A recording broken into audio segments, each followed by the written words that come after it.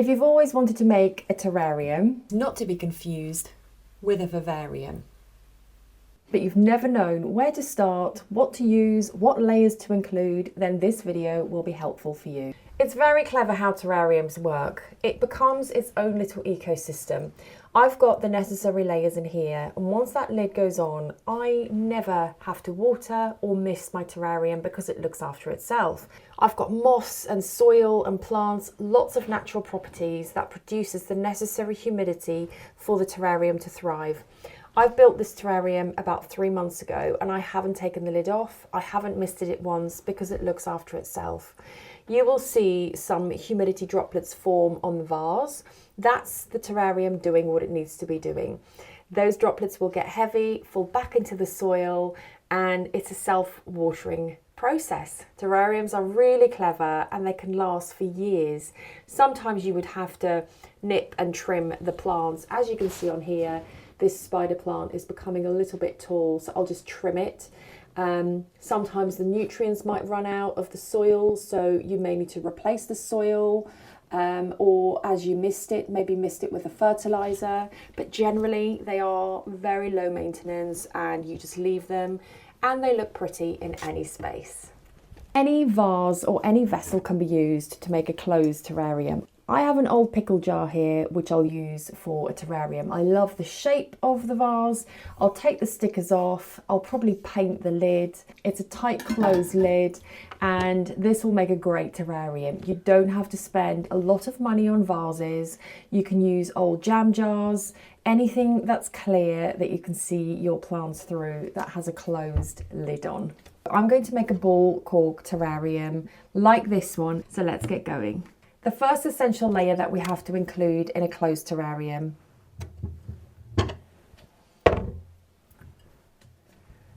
okay, I'll pop that there. So the very first layer that I'm going to add to my terrarium is a drainage layer.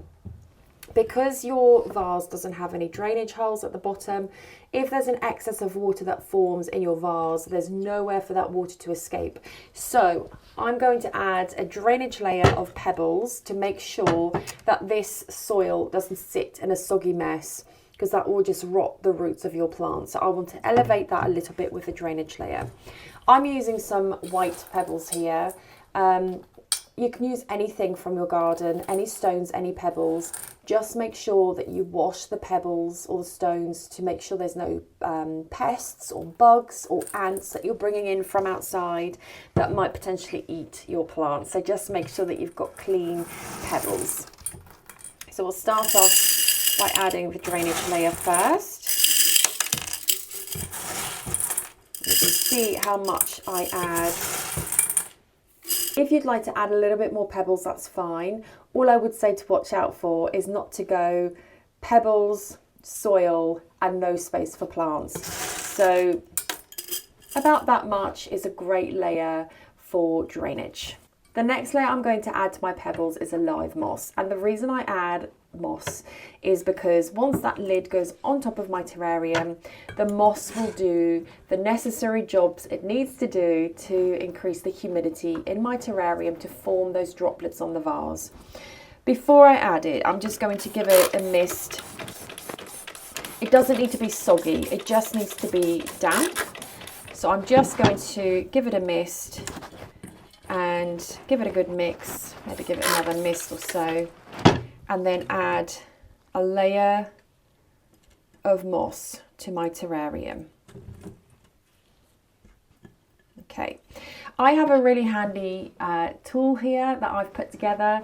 It's a cork stick that I've used, and I will be using both sides. So the flat side I'll be using just to squidge my moss down and just to compact it before I put my next layer down. As you press your moss down, just turn it just to make sure that you're happy with the amount of moss that you have in there, and to make sure that all pebbles are covered and that there are no gaps. So I'm happy with that. Moss is added. And next I'm going to add my activated charcoal. So this is just the charcoal that's been burnt at a very high temperature. The reason I add activated charcoal, and it's such a key ingredient because Activated charcoal helps with algae or impurities that might form in your closed vessel. If you think there's going to be a lot of humidity in there, there's going to be a lot of temptation for algae or impurities to form, but activated charcoal helps to prevent that. So it's really important to add just a very thin layer. You don't see it. It's not for aesthetic reasons. You don't add it for the look. It's more for the functional reason of removing algae and impurities. So I'm just going to use my hand for this and just add, you can add a generous layer, but you don't need to see it. So don't feel you have to add enough to see it in your terrarium. It's just really so that it can do its job. And that's all I need to make sure that algae and impurities don't form in my terrarium.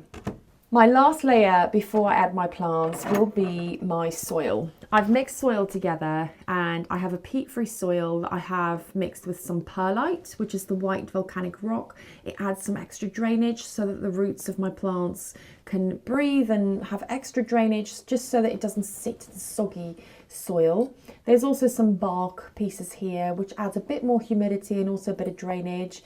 I've also added a natural worm casting, which is earthworm poo fertilizer, in here for my plants. I love getting my hands in there, so I'm just gonna get my hands in the soil and add a bit of soil before I add my plants. You can use your cork stick just to press everything down before you add your plants.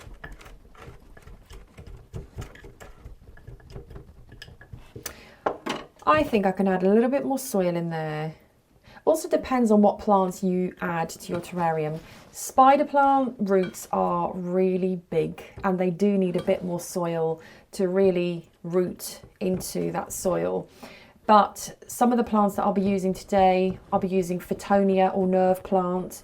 They don't have such big roots, so this amount of soil will be perfect for them. Okay. So I'm ready to go. I have some soil in there now, and next will be my plants. Before you add your plants, it's a good idea just to give that vase a little clean, because it's always really difficult to do once those plants are in. So you can use a kitchen towel. I'm just using my hands. That works just as well sometimes. But if it's really mucky, really messy, you just want to clean that vase before you add your plants in, just to make sure it's nice and clean so that you can see your plants fully. Okay. I'm now going to use the other side of my cork stick, the flat side, and all I'm going to do is position where I want my plants to be, and I'm just going to make a hole in there for my first plant to go in. You can go as deep down as the pebbles, again depending on how big the roots of your plants are, but I've just made a hole there and I'm ready to add my plants. So I'm going to add some Phytonia, they also called nerve plants. It's a lovely colour. I actually potted this one together, the pink, red and green. So I'm going to split this up and I'm going to add it to my terrarium. So I'm going to remove most of this soil because the soil that comes in the plant is not as good as the soil that I've just mixed together. It doesn't really have the bark or the fertilizer or the perlite that I've just mentioned in my soil here. So I'm going to remove most of it, expose the roots and just choose perhaps 3 little ones to add a variety of colour.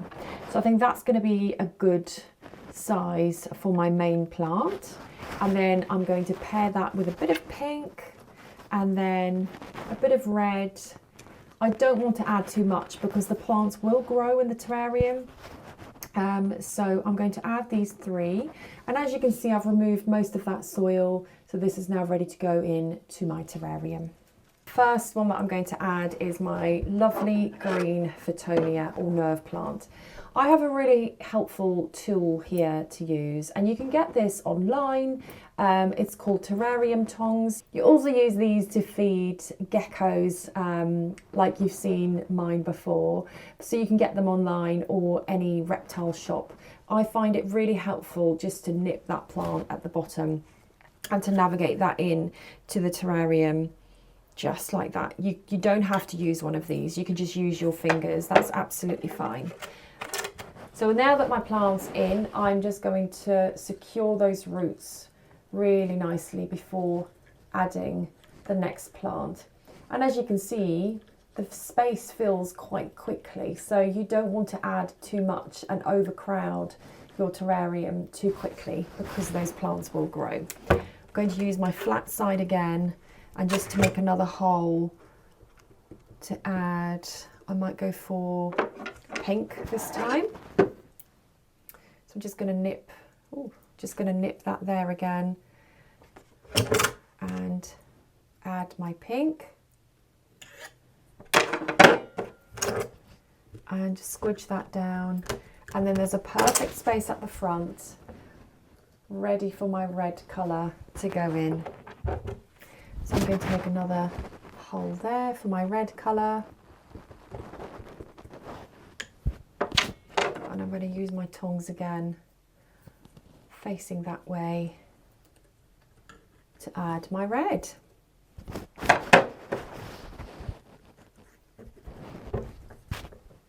And I'm just going to squidge that down. And now it's ready for decoration. I like to add some pebbles just for a bit of final decoration. And I find if I add a bit of white pebbles to the top, it just separates that brown from my colour and of plants, and it just brings that colour of plants out really nicely. If I can navigate my hands into here. It feels a bit messy and clunky, so if it falls onto the plants, it doesn't matter. It very quickly falls on top of the soil, and it goes straight through the plants.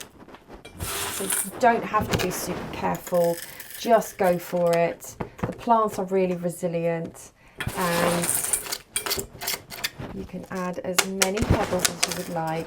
Just make sure that some of those leaves aren't buried underneath your pebbles. You can add some wood pieces to here as well, and there we go.